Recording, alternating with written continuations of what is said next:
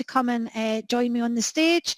I'm going to let Lenny introduce herself because apparently her second name is hard to pronounce. So she said to me, just call me Lenny. So I thought I'll take that opportunity. We will.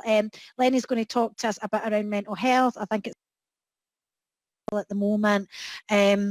Around how everybody's coping. I was actually just having a chat with somebody before the session started, so I'm going to pass you over to Lenny without any further delay, and just conscious that we're running slightly late. So again, any questions in the chat? Great to see people interacting. It'd be even better to see you putting your hand up and maybe coming up onto the stage with Lenny when we get to the end of our session. Lenny, again, and if you need any help during your session, just shout. No problem. Thanks, Esther.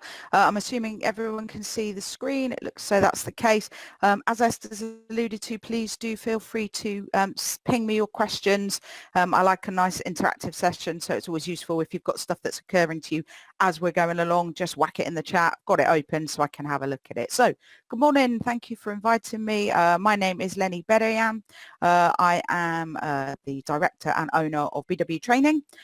So my role is very much similar to Liz's actually, so I'm hoping I'm not about to kind of repeat what you've just heard. So I do a lot of work with public sector and private sector. So at the moment I'm doing a lot of work with local authorities around managing well-being fundamentally. So Liz appears to have talked about quite a lot of the very practical, really good, solution focused kind of things to do. I suppose I'm coming at it from a slightly different point of view, which is more the kind of managing self kind of mindset sort of stuff. So hopefully there'll be some tips and techniques in here that will help. I've also worked, and I'm continuing to work a lot with private industry. So a lot of work with smaller organisations, some larger organisations, a lot around housing at the moment as well. So a lot of my work is around the kind of well-being agenda. So very much about mindset, helping managers manage. I just wanted to pick up, if I may, very quickly on one of the questions that Liz was asked, the thing about managing your manager. And as Liz, I'm sure, will identify as trainers, we get asked a lot, how do I do that? What are the techniques?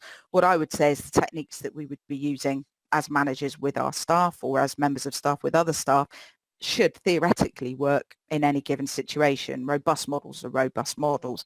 And just a tiny little tip, if you are giving feedback to anyone at any level, at home as well, think about your because. There's a lot of research around the power of the word because, and sometimes we will put what we want from someone or a response to someone before the rationale. So the example I will tend to use on training is I say to people, somebody asked me if we can leave early, and if my response is no, because we've got loads we need to get through, your minds will tend to shut down at no. So if you go to your manager with a kind of, I can't do this, and then give your reason, your manager already knows what you're saying. They already know you're saying no, and they may then not hear the really good rationale behind why you're pushing back a little bit. So what can be really useful is just to flip it. We call it the because no technique. It's not very technical. And you put the rationale before whatever your response is. So because I've got a lot on at the moment, or because I want to make sure I do this task correctly, or because this is what I need to raise with you. So it sounds like a silly thing. My background, as well as being a trainer, is I am a neuro-linguistic programming coach and practitioner, and I get really kind of obsessed with language, and I get really kind of tuned into language, and people, really kind of, although language seems insignificant, it can have a massive impact on someone's mindset. We talk a lot about what your I am statement is. So what is your script for the day? What are you telling yourself? What is going to be your lived experience? And I know Liz touched on that with hers. So just to give a little bit of background, if I may, my job has never been electronic, webinar, virtual. I've never done anything like this prior to the last 9 months. I am very much a whites of the eyes trainer. I like to see people. I like to connect with people. So when the pandemic hit, I went to ground for 2 weeks essentially, and kind of in a fetal position, and rocked myself backwards and forwards a little bit, saying, that's it, my job is over, my value, which is very predicated towards my job, is lost. How am I going to carry on? What does this all mean? And Andy and I have known each other for a long time through various guises, and he sort of gave me a bit of a kick really and said, well, why don't you do something in a different platform, in a different way? So I've learnt some huge amount of skills over the last 9 months. I've learned some stuff about myself that I didn't know I was capable of. I've also learned it's quite nice to just walk into a room 5 minutes before you're due to start your job and turn your computer on and start, as opposed to getting up at 6 o'clock in the morning to drive to Gloucester or Aylesbury or wherever it might be. So whilst there's been some interesting challenges, there's been a lot of really positive things that have come out of this as well. So I hope some of what we're going to look at today and some of the models and techniques we look at today are ones that you can apply for yourself. They may well be ones that can apply organisationally. They're also quite useful at home as well. And I think it's fascinating at the moment where the division between home and life is. And whereas before we had perhaps a physical distance, we kind of now haven't. So it's really important to think about how we separate our thinking around that. I've got some techniques around that as we go through. So there are a series of webinars that Andy and I recorded. It's nice to see some names on the delegate list here that are attending today that definitely came onto our webinars, which is great. You know, BW training, have a look. There's lots of stuff on there about goal setting, motivation, well-being, emotional intelligence. So some tips and hints that might be useful. So let's get into this in a little bit more detail then. I'm sharing with you actually a conference that I did last week with 200 and some odd, which, you know, again is quite miraculous given the technology, of adult social care members of staff. And as you can imagine, people, and Esther alluded to it, people in local authority have, as with many other professions, have really been through the ringer in the last 9 months, not least because actually they have had to continue to deliver a lot of their services. They have had to put themselves almost in the lion's den, really, and that's quite a scary place to be. So I started the presentation, as I will with you, with a little bit of research, which I think is quite useful in the context of the pandemic. So there was some research done. In fact, there's been lots of research around this, but this was the most measured piece of research, the most evidential piece of research around how our brains work with uncertainty, or rather how our brains don't work with uncertainty. So in terms of the research that was conducted, there was a video game and participants were asked to play this video game, and essentially it had 2 rocks and they had to pick a rock, and under one of those rocks was a snake. And if they found the snake, they got an electric shock, quite a painful electric shock, as the volunteers and the participants. So what the researchers did is, obviously it's a 50-50 chance. So what they did is they started to monkey around with the kind of the sequence behind where the snake would appear. And what people found, and what the researchers found, is the more uncertainty there was, the more people weren't sure, well, should I go for that one again or this one? Bearing in mind what they knew they were going to get was quite a painful electric shock. It was the uncertainty that created the bigger reaction in people than the actual physical shock itself. When people knew the rock that the snake was going to be under, their levels of anxiety obviously started to drop, because then they had a level of certainty. So some really interesting research around, and if you think about things like the vaccine, think about things like how long are we going to be working in these ways, think about things like, I think it's probably fair to say none of us expected a 9-month working in this manner. So there's a lot of ongoing anxiety for people. And I think as a duty of care organisationally, be that the whole organisation, services within it, managers to their staff, but also I have a duty of care to myself as an individual to keep myself well and happy and healthy. And I'm going to build on some of what Liz has touched on. I'll try not to repeat what we talked about. There's a few extra bits that I think is always useful to think about. So please do stick something in chat or just shout out. Actually, sorry, you have to raise your hand. See, I'm getting so used to all this stuff. I'm used to Teams now where people just interrupt you at any given moment. So please do feel free. Any questions, any comments, any observations, do let me know, because it's always good to have some interaction. So we are looking at the issues around mindset, how to tame it. I've deliberately chosen a rather scary looking beast for reasons I will explain as we go through, but certainly we're going to be looking at some quite practical stuff, although it might seem a little, well, let's see what it seems. Can you all see that one moving? Fantastic. Okay. So I was more obsessed with looking at myself. Now, unfortunately, I can't see the chat function. So please do type in the chat. I'm sure Andy or Esther will shout out with me if necessary, and hopefully we'll have some time at the end to pick up some questions. So we're going to be talking about a very small piece of software that we all have, and it is about the size and shape of an almond, and it is located behind our ear. and it is the amygdala, and we're going to be talking about fundamentally the amygdala hijack, which is some work from Daniel Goleman, who is one of the founding fathers of emotional intelligence. Well worth a look if you're into all this kind of psychology of communication stuff.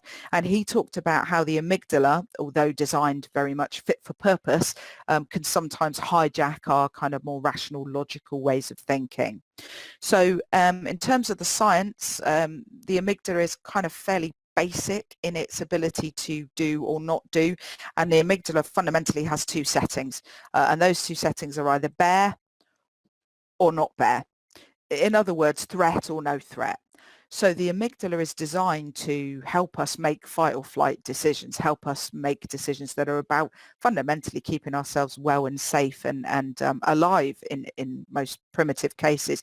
But of course, at the moment, we don't really have to worry about bears or threats in that situation most of the time.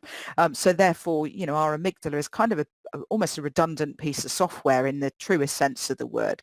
But your amygdala does create a lot of other emotions. You know, I talk a lot to organizations at the moment about what are people experiencing? What are you know, are you noticing some weird things going on for yourself or from your staff at the moment? So, you know, lack of sleep or perhaps oversleeping, you know, tearful in some instances, perhaps a little bit agitated, not eating, you know, going to ground. All of these things are byproducts of our amygdala that at the moment is kind of almost constantly kind of buzzing away because there is so much going on around us. There is so much that we don't know in terms of that unknown element and the impact of that.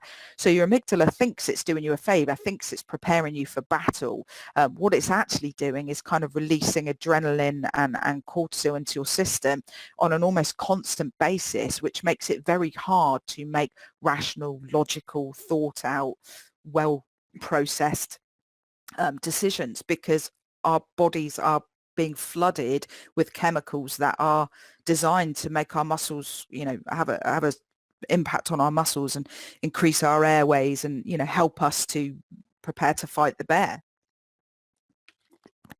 The problem is, what do you do with all those chemicals when they're in your system, particularly under lockdown? Because when you think about it, our bodies are saying either run away or fight. What we're being told to do is to stay still, is to remain, you know, in our houses in some instances. So, excuse me, entirely counterintuitive to what our bodies and our kind of brains are encouraging us to do. So I work a lot with organizations about, not dissimilar to Liz, you know, how do you manage people in a remote context? I run, interestingly, a lot of peer support networks, which was touched on by Liz. I do a lot around kind of how you bring people together to share their kind of anxieties, frustrations, but also to kind of move forward. I'm definitely in agreement that, you know, we don't want to get into a whinge fest. However, I think it's really important to recognize that there is a benefit to allowing people to articulate their frustrations. What I'm going to share with you in a minute is a tool that I found particularly helpful in a training context to help move some of those frustrations forward a little bit. What we don't want is for people to get stuck in that kind of unhelpful, unresourceful mindset, because it does affect the effectiveness of that group. So there's some techniques around how we can do that, and I think that's quite useful in terms of sharing that. So those of you that are managing, you know, at team meetings, it is important, I think, to have your, I used to call it what's got your goat, and we'd have a 20-minute what's got your goat this week, this month, today, yesterday, whenever it might be. You know, if we don't do that, if we don't listen to people, if we don't allow them that platform, people can feel quite disempowered, not valued, patronized almost, because it's almost like we're implying that they shouldn't have those feelings. I think there's something about, as Liz alluded to, you know, allowing people a period of time, but then helping people move forward. So the agenda, the kind of set of rules is really useful, and there's a really practical tool that can be helpful with that too. So in terms of the science, we know that our amygdala is a kind of fairly basic piece of equipment, and therefore we need to think about how we can kind of make it work for us. So understandably, what a lot of people will ask me then is, well, that's great. I recognize the science. I recognize, I can feel the adrenaline when it happens. I know that it's there for a reason. What I don't know is how I get rid of it, how I deal with it. So I have some really kind of practical techniques that I'm sharing with a lot of the organizations I'm working with at the moment, just about keeping yourself well, in the game, really. Keeping your head, your body, your ability to kind of be present is really important. And, you know, as I've mentioned already, Liz talked a lot about the kind of practical stuff and what you can do in terms of self-help and, you know, making sure you look after yourself, keep hydrated, etc. I think for me, I sort of go even further back into, you know, what's the mindset behind why people are doing what they're doing, and how can we help them have a mindset of kind of wanting to. We know these things are logical. You know, whilst we're sitting here listening to each other, we're going to say, yeah, of course, I know that helps me. I know that makes sense. In the moment, we might lose all ability to be rational and logical and help ourselves, because emotion overcomes us and we get caught up in that kind of bear or not bear kind of fight or flight activity. So there's a couple of really simple things. The most obvious one, and probably the one we take most for granted, is breathing. Now, I don't mean breathing in order for living. That's an entirely, we have to do that all the time. We're talking about more kind of yogic breathing. And it's a 2-minute activity. And what we always suggest when we're advising people around this is 2 things.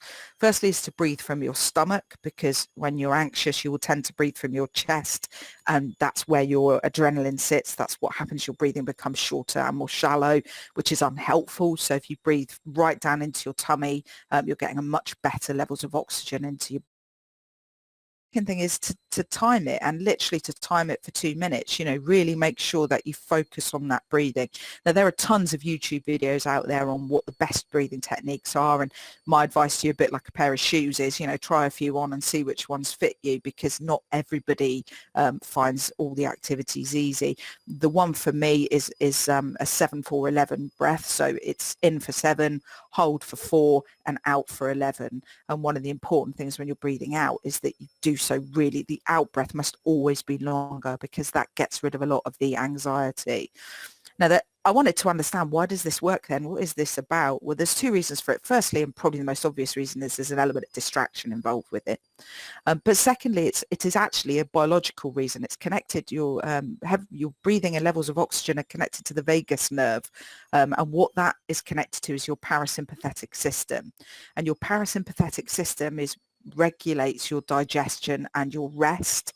So it tells your body it's time to rest. It tells your body it's time to release those unhelpful chemicals. So I appreciate, and I'll tell you this now, assuming you haven't already worked it out, a lot of what I'm going to be talking to you about is quite kind of, wow, you know, really, does it work? All I can say to you is, I know it works. What I would say to any of you that are unsure about it is, try it, give it a go, see what you find out. You've nothing to lose by doing that. And then I have no issue with people saying to me, well, that didn't work.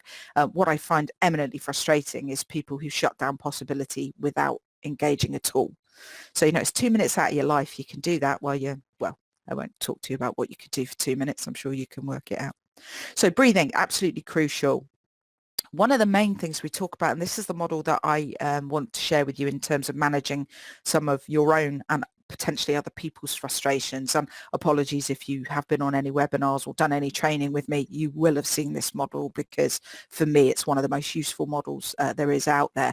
It's based on Stephen Covey's spheres of influence, and I call it the control dartboard. And it's a really simple, very easy process to allow us a logical thought. So firstly, it's about breathing. It's about getting your adrenaline under control.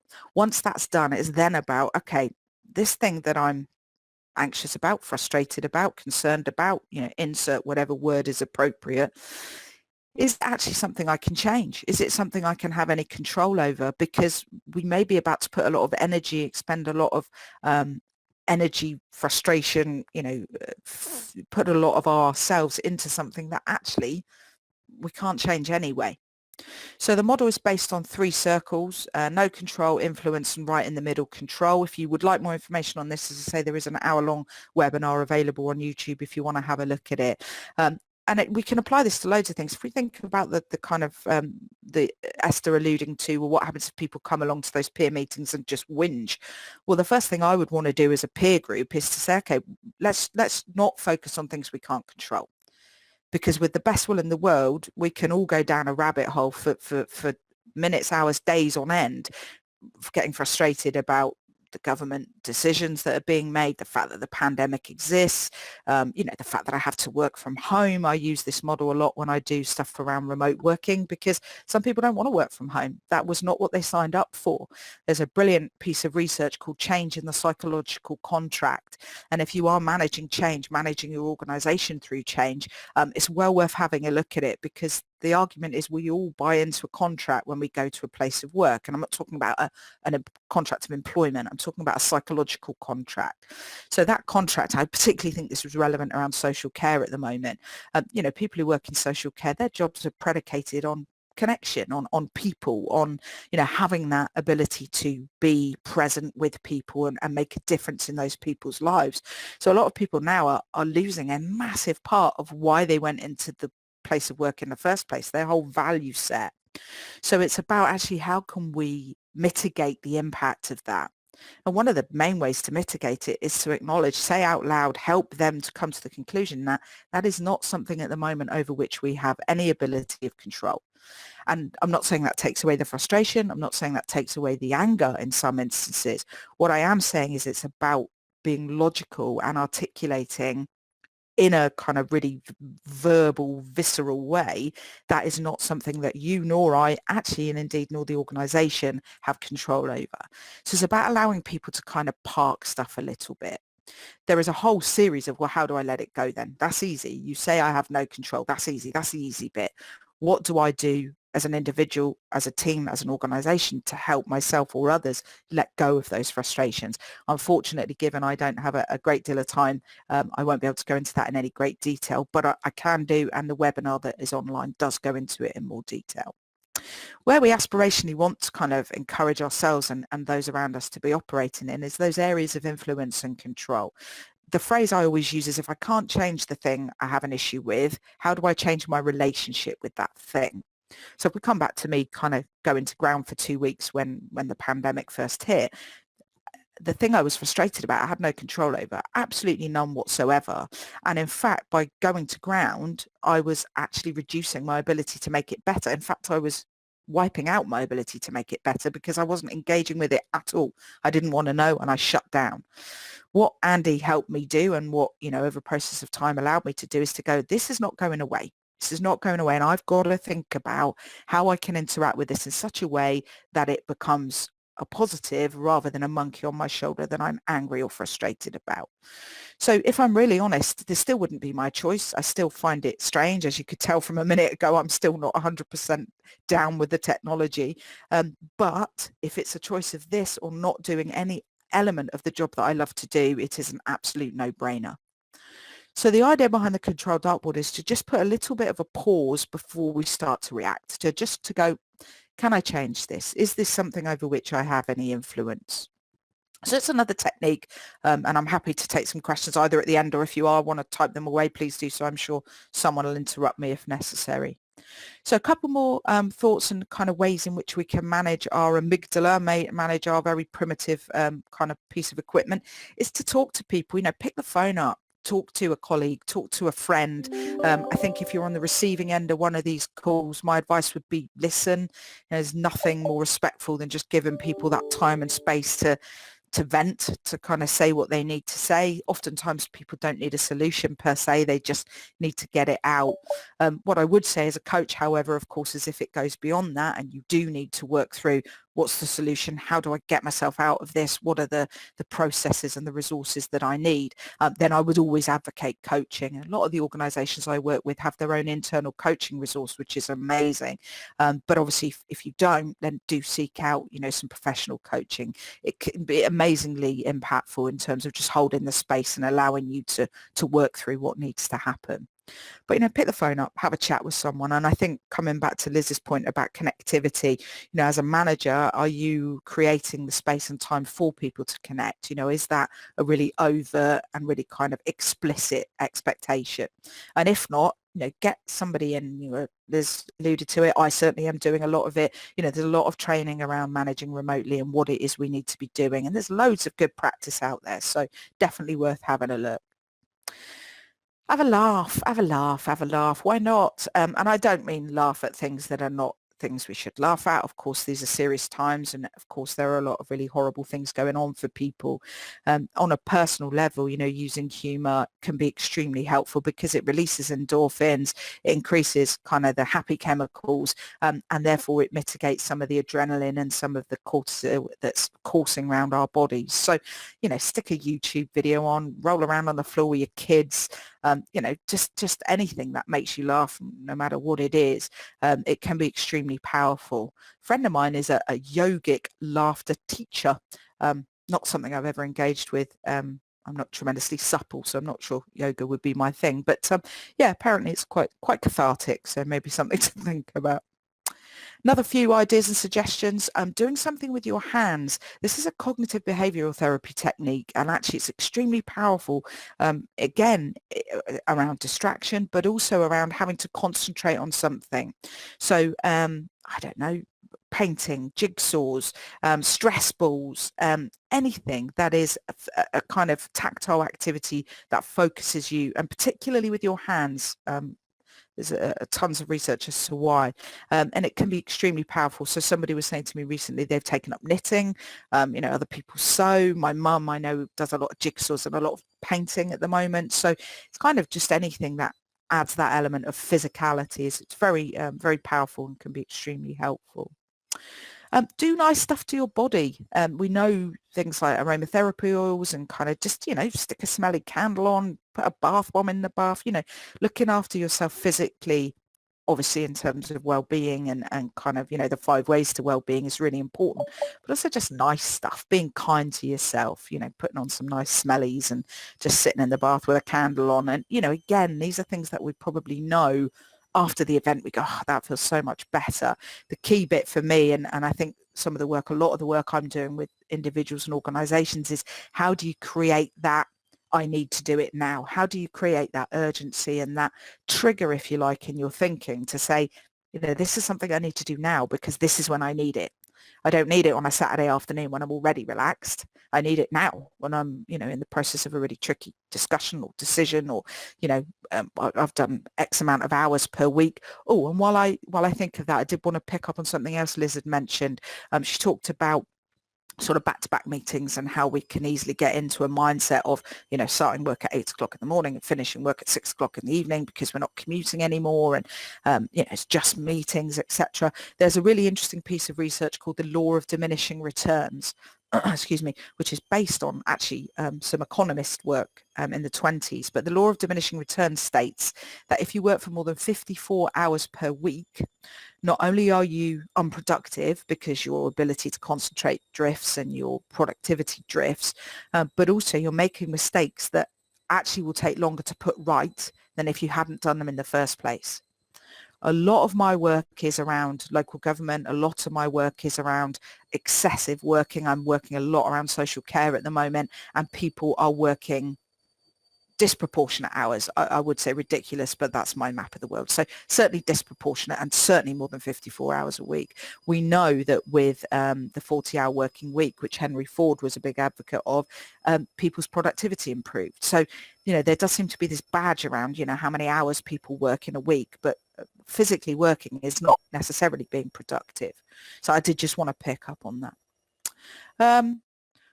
If all else fails, you know, think about what you're doing in terms of engaging with social media. There's a lot of social media around. You know, we've got any number of kind of opinions and views and overload of information. I think for me, it's 2 sources, which is the NHS and the BBC. And if it's not those sources, for me personally, I don't engage with it because there's so much anxiety-inducing information that's out there in terms of what information we share.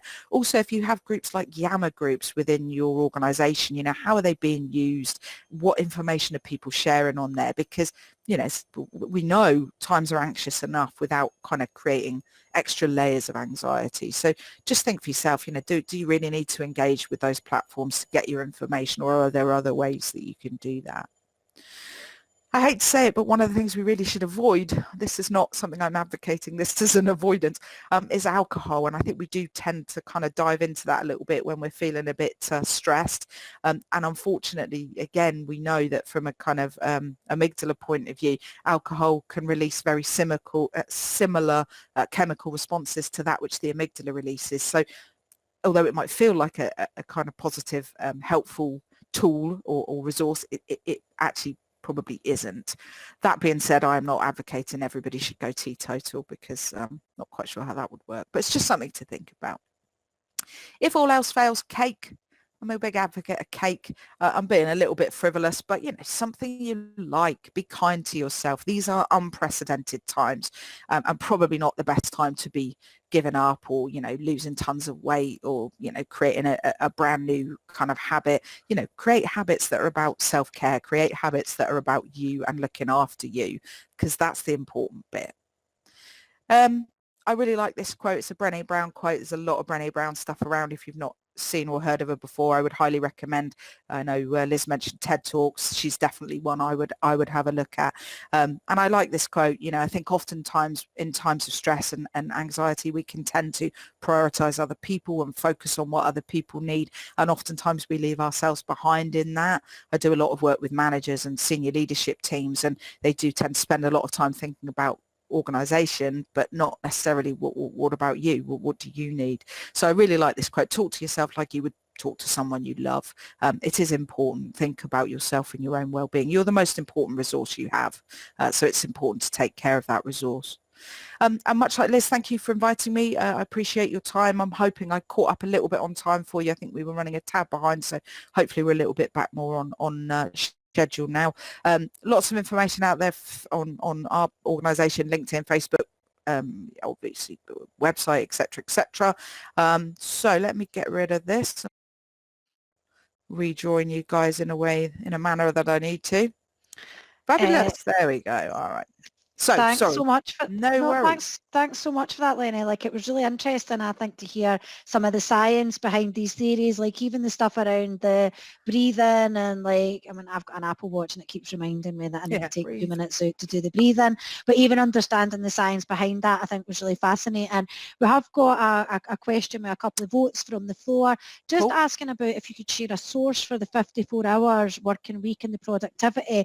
I think that's chimed with quite a few people, and I think they feel they'd like to share that back with their organisations. Yeah, there is. It's based in economy, so it's not actually the 54-hour one thing was done by was research done with air traffic controllers.